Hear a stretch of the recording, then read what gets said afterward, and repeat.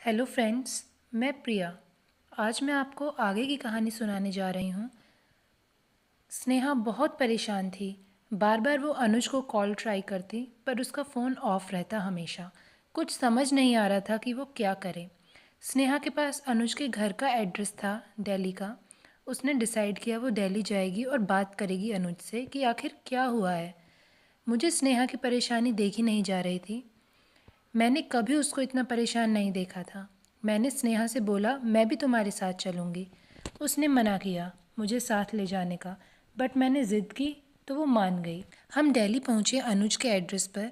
Doorbell ring की और अनुज के पापा बाहर आए और बोले यस। स्नेहा ने बोला अंकल हम अनुज के फ्रेंड्स हैं, अनुज से मिलना है।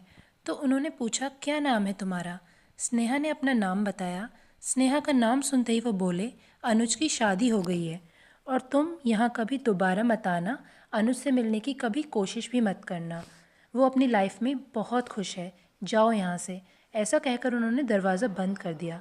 स्नेहा अपने आप को संभाल ही नहीं पाई। ये सुनकर वो टूट गई और वहीं ज़ोर ज़ोर से रोने लगी। बड़ा मुश्किल वक्त था वो।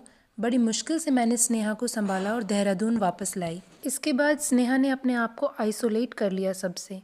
हमेशा खुश रहने वाली स्नेहा बहुत डिप्रेस हो गई थी। ना किसी से मिलना, ना किसी से बात करनी। मुझे कुछ समझ नहीं आ रहा था कैसे अपने पहली वाली दोस्त को वापस लाऊं। मैं उसको समझाती वो तो कहती थोड़ा वक्त चाहिए मुझे, मैं ठीक हो जाऊंगी, मुझे अकेला छोड़ दो। एक दिन मैंने स्नेहा से कहा कुछ दर्द ऐसे होते हैं जिनके घाव कभी नहीं भरते। अपने आप को संभालना बहुत मुश्किल हो जाता है, बट जो सच्चाई है जितनी जल्दी उसे एक्सेप्ट कर लिया जाए तो अच्छा ही रहता है। हमें ज़िंदगी में आगे बढ़ना चाहिए। And you should move on Sneha. ये वही लाइंस थी जो स्नेहा ने कभी मुझसे कही थी जब ग्रेजुएशन के दौरान मेरा ब्रेकअप हो गया था। लाइफ भी कभी ऐसे मोड़ पर लाकर खड़ी कर देती है जब आप कुछ नहीं कर पाते, आपको कुछ समझ नहीं आता। जो दर्द मैंने कभी महसूस किया था आज मेरी फ्रेंड को उस हालत में मैं देख भी नहीं पा रही थी। मेरा तो भरोसा पहले ही उठ गया था प्यार से, और इसलिए ही मैंने अपने पेरेंट्स को शादी के लिए मना कर दिया था।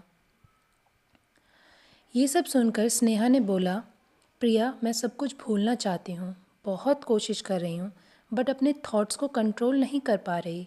बहुत नेगेटिव थॉट्स, बहुत सुसाइडल थॉट्स मेरे दिमाग में आते रहते हैं। मैं बहुत परेशान हूँ। मैं योगा, मेडिटेशन और डांस क्लास ज्वाइन करना चाहती हूँ। शायद इससे मुझे थोड़ी हेल्प मिल सके अपने थॉट्स को कंट्रोल करने के लिए। इसके बाद स्नेहा ने yoga, meditation and dance class join की। अपने आप को बिज़ी रखा। धीरे धीरे थोड़ी ठीक भी होने लगी। धीरे धीरे उसकी मुस्कान वापस आने लगी। She was leading towards a happy life again. पूरे 1 महीने बाद वो पहले से थोड़ा बेटर हुई और थोड़ा खुश रहने लगी। फिर कुछ दिन बाद की ही बात है। एक दिन मैं स्नेहा के घर ही थी। सडनली अनुज और उसके पापा मम्मी वहाँ आए। हम सब उन्हें देखकर शॉक्ड रह गए। स्नेहा कुछ बोलती उससे पहले ही अनुज ने बोला मुझे माफ़ कर दो स्नेहा, मैं हाथ जोड़कर तुमसे माफ़ी मांगता हूँ। मेरे पापा ने बहुत गलत बिहेव किया तुम्हारे साथ। मेरे पापा मेरी शादी किसी और से कराना चाहते थे। मैंने बहुत मना किया, उन्हें बहुत समझाया, बट वो नहीं समझे। और उन्होंने मुझे धमकी दी अगर मैंने तुमसे कांटेक्ट रखा तो वो सुसाइड कर लेंगे। मैं बहुत डर गया था, इसलिए मैंने तुमसे कभी कांटेक्ट करने की कोशिश नहीं की और अपना नंबर चेंज कर लिया। ये सुनकर स्नेहा ने अनुज से कहा गेट लॉस्ट, जाओ यहाँ से। स्नेहा ने कहा मैं तुम्हें भूल चुकी हूँ और मुझे इसके बाद तुमसे कोई बात नहीं करनी, कुछ नहीं सुनना, गेट लॉस्ट। तभी अनुज के पापा आते हैं और स्नेहा से हाथ जोड़कर माफ़ी मांगते हैं और कहते हैं मुझे माफ़ कर दो बेटा, मुझसे बहुत बड़ी गलती हो गई। मैंने तुमसे झूठ बोला था कि अनुज की शादी हो गई है। अनुज की शादी नहीं हुई है, वो आज भी तुम्हारा है, तुमसे प्यार करता है। मैं तुम्हें अपने घर की बहू बनाने के लिए तैयार नहीं था। तुम उसकी ज़िंदगी से चले जाओ, इसलिए मैंने झूठ कहा था। मुझे अपनी गलती का एहसास है। मैंने तुम्हें और अनुज को धोखा दिया है, मुझे माफ़ कर दो। इसके बाद स्नेहा के पापा मम्मी से अनुज और स्नेहा की शादी की बात करते हैं अनुज के पापा मम्मी। स्नेहा के पापा मम्मी ने डिसीजन स्नेहा के ऊपर छोड़ दिया।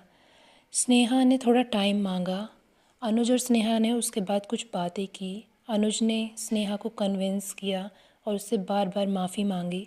तो स्नेहा शादी के लिए राज़ी हो जाती है और हाँ कर देती है। तो दोस्तों, ये थी स्नेहा की स्टोरी। लास्ट में जीत तो स्नेहा की ही होती है, स्नेहा के प्यार की जीत होती है।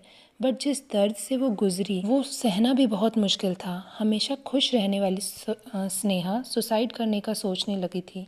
उसे लगता था कि उसकी लाइफ में अब कुछ बचा ही नहीं है। बट उसने अपने आप को संभाला और फिर से नई ज़िंदगी की शुरुआत की। दोस्तों, ये कहानी स्नेहा की ही नहीं, आज की यंग जनरेशन के बहुत कपल्स के साथ ऐसा होता है। कभी प्यार, कभी धोखा, कभी पेरेंट्स एक्सेप्ट नहीं करते रिलेशन को। अगर लाइफ में जैसा हम सोचते हैं, जो हम सोचते हैं वो नहीं मिलता तो बहुत डिप्रेस हो जाते हैं उसको लेकर।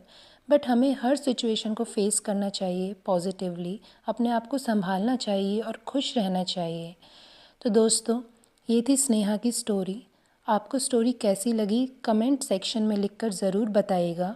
और ऐसी ही और स्टोरीज सुनने के लिए please do like, share and subscribe this channel. Thank you so much.